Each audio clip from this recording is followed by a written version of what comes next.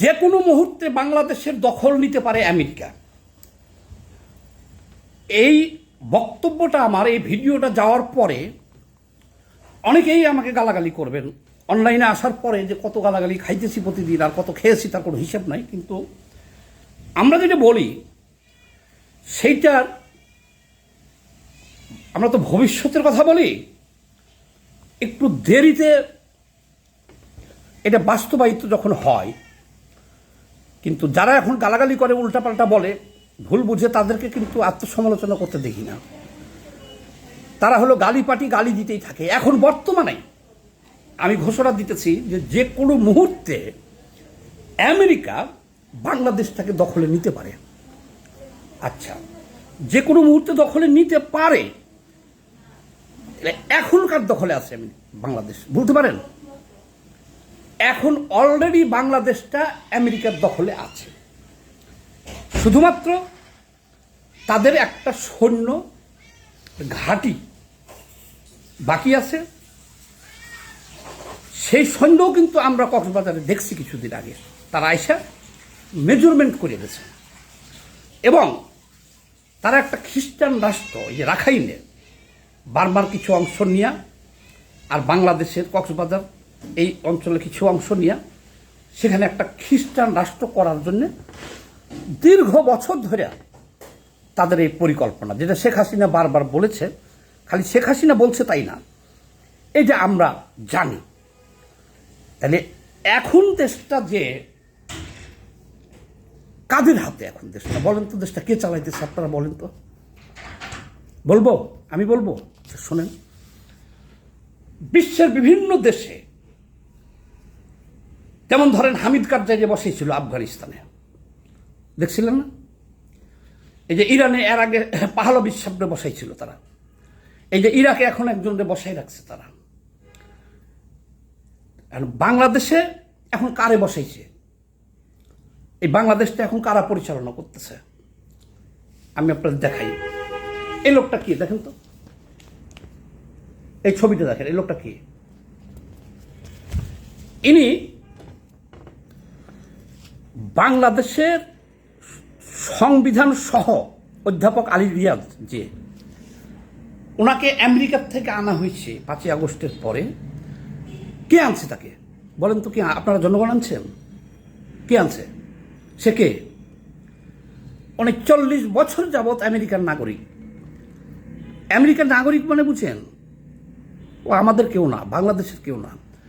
যদি বাংলাদেশের প্রতি দরদ থাকতো তাহলে তো উনি বাংলাদেশেই থাকতো। উনি তো 40 বছর ধরে আমেরিকাতেই, এবং আমেরিকার নাগরিক, এবং সেই দেশের সব কিছুর সাথে জড়িত।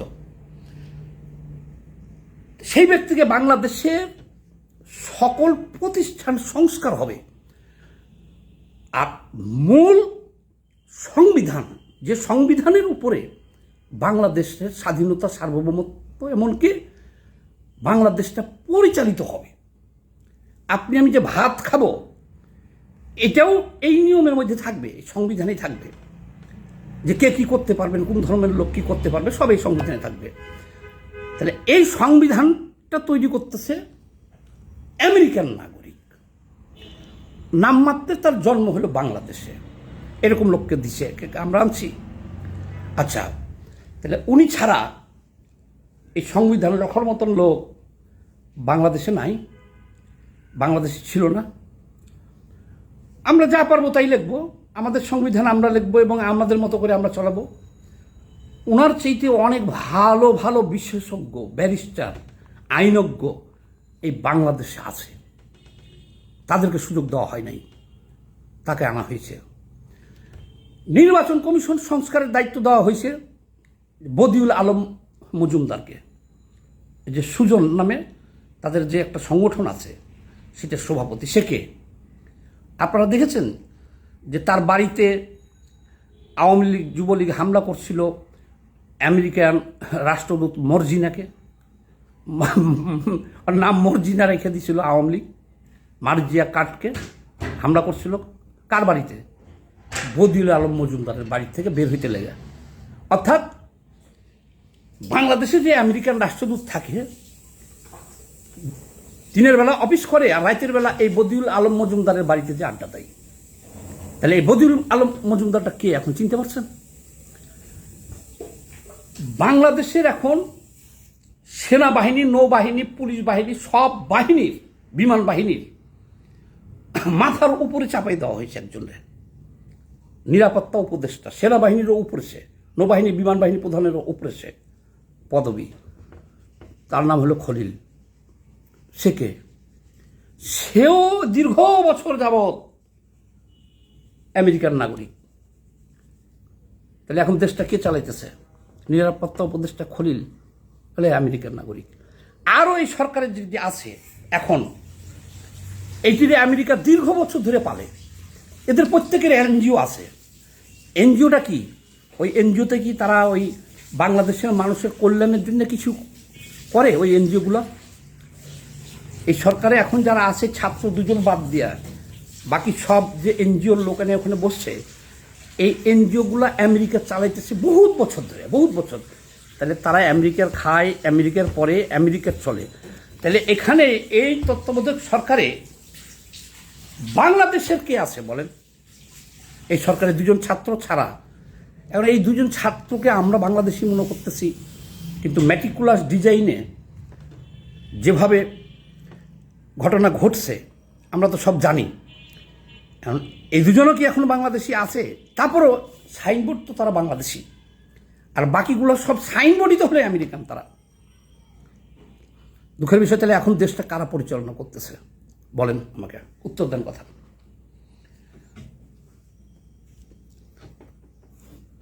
আমেরিকা এই যে এখন পাকিস্তানের জন্যে আরেকজনকে, একজন সাধারণ নারীকে নোবেল দেওয়া হয়েছে। যে পাকিস্তানের মেয়েটার নাম কি ভুলে গেলাম, এই মুহূর্তে মনে আসতেছে না। একটা মেয়ে জঙ্গি হামলার শিকার হয়েছিল, তাকে এখন আমেরিকা বানাইতেছে। ধরেন 30 বছর 40 বছর আমেরিকা একটা দেশের একজনকে টার্গেট করে তার পিছনে ইনভেস্ট করে, 30 বছর 40 বছর 50 বছর ইনভেস্ট করে তাকে ওই দেশের সরকারে বসায় তারা তাদের নিজস্ব স্বার্থ হাসিল করে। তাইলে বাংলাদেশে আপনি বুঝেন না যে বর্তমান যে তত্ত্বাবধায়ক সরকার প্রধান আছে, বাংলাদেশে গ্রামীণ ব্যাংক করে সুদে টাকা লাগানো ছাড়া, আবার ওই যে গ্রামীণ টেলিনরকে নিয়ে এসে বিদেশ থেকে এই ব্যবসা বাণিজ্য ছাড়া, এনজিও করা ছাড়া, ওনার তো সারা জীবন কাটছে ইউরোপ আমেরিকাতেই, বিমানে থাকে আর বিভিন্ন দেশের হোটেলেই থাকে। বাংলাদেশের জনগণের সাথে তার কোনো সম্পর্ক ছিল না। সুদের ব্যবসাটা সিস্টেম করে দিয়েছে, চলতেছিল। এই ডক্টর ইউনূসের আপনি এই 50 বছরের ইতিহাস দেখেন তো, যে সে কোনোদিন শহীদ মিনারে গেছে, কোনোদিন ঘূর্ণিঝড় আক্রান্ত এলাকায় দেখতে গেছে, ত্রাণ দিছে, বন্যায় ডুবে গেছে মানুষ, তাদেরকে দেখতে গেছে। বাংলাদেশের মানুষ মহাবিপদে পড়ছে, সেখানে সে গেছে। সে কোনো 26শে মার্চ পালন করছে, বুদ্ধিজীবী দিবস পালন করছে, 16ই ডিসেম্বর পালন করছে, 26শে মার্চ পালন করছে, বা কোনো অনুষ্ঠানে আপনি দেখছেন তাকে? কোথাও দেখছেন? এতে সে কোন দেশের লোক?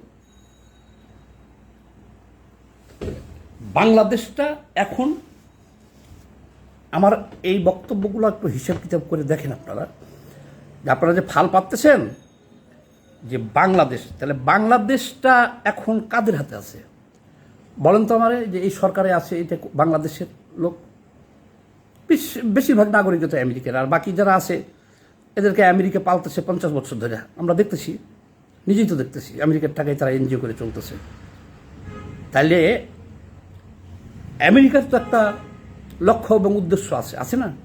তার প্রমাণ তো পাইছেন।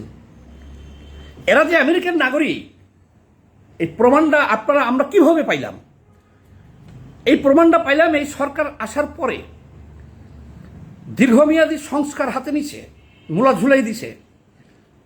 সেন্ট মার্টিন এখন কোথায়? আমরা 54 বছরের দেশ স্বাধীন হয়েছে, 54 বছরই সেন্ট মার্টিনে যাইতে পারছি।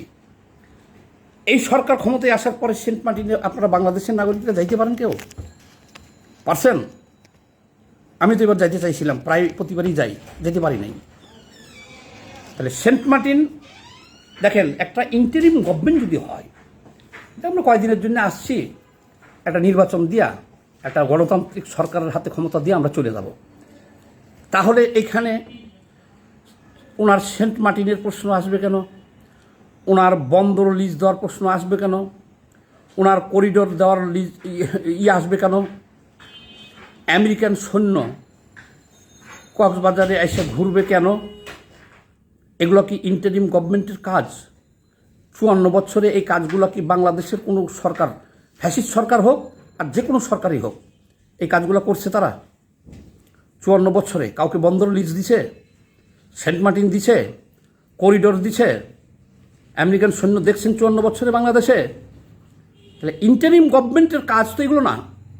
তাহলে ইন্টারিম গভর্নমেন্ট কি করতেছে? তাহলে গভর্নমেন্টটা কার আপনারা এখনো বুঝতে পারতেছেন না? এই গভর্নমেন্ট হলো আমেরিকান গভর্নমেন্ট। ফেব্রুয়ারিতে নির্বাচন হবে না এদেশে, নির্বাচন বহুত দূর, এবং নির্বাচিত হইয়া আগামীতে এক সময় যারা আসবে তারা থাকবে আমেরিকান লোক, এবং করিডোরও তারা পাবে, বন্দরও তারা পাবে, সেন্ট মার্টিনও তারা পাবে। এবং ওইখানে যে করিডোরটা, এটার নাম একের পর এক নাম ঘুরাইতেছে। জাতিসংঘের দোহাই দিছিল যে জাতিসংঘের তত্ত্বাবধানে আমরা এটা করতেছি। জাতিসংঘ বলে দিচ্ছে যে না, ওটার মধ্যে আমরা নাই, এবং বাংলাদেশ যেটা করতেছে এটা বিপজ্জনক, ডাইরেক্ট বলে দিচ্ছে জাতিসংঘ। তাহলে কার জন্য করতেছে? মিথ্যা কথা বললো কেন এই সরকার? জাতিসংঘের নাম দিয়া করিডোর দিতে চাই কেন এই সরকার? জাতিসংঘ তো অস্বীকার করলো। এখানে আমেরিকা যে একটা খ্রিস্টান রাষ্ট্র বানাবে, যেটা এখন বাংলাদেশের জনগণকে শান্ত করার জন্যে দেখতেছে সব বিলা হয়ে গেছে, সব রাজনৈতিক দলও বিলা হয়ে গেছে। এখন এদেরকে সান্ত্বনা দেওয়ার নাম একের পর এক চেঞ্জ করতেছে, বলতেছে না এটা হলো ত্রাণ চ্যানেল, এখান দিয়ে শুধু ত্রাণ যাবে। তারপরে সবাই যখন প্রতিবাদ করলো তখন বলতেছে এটা হলো মানবিক সাহায্যের জন্য চ্যানেল। কিন্তু তারা তাদের ইস্যু ছাড়া, তারা কিন্তু তাদের লক্ষ্যস্থল ছাড়া ফিরত আসে নাই।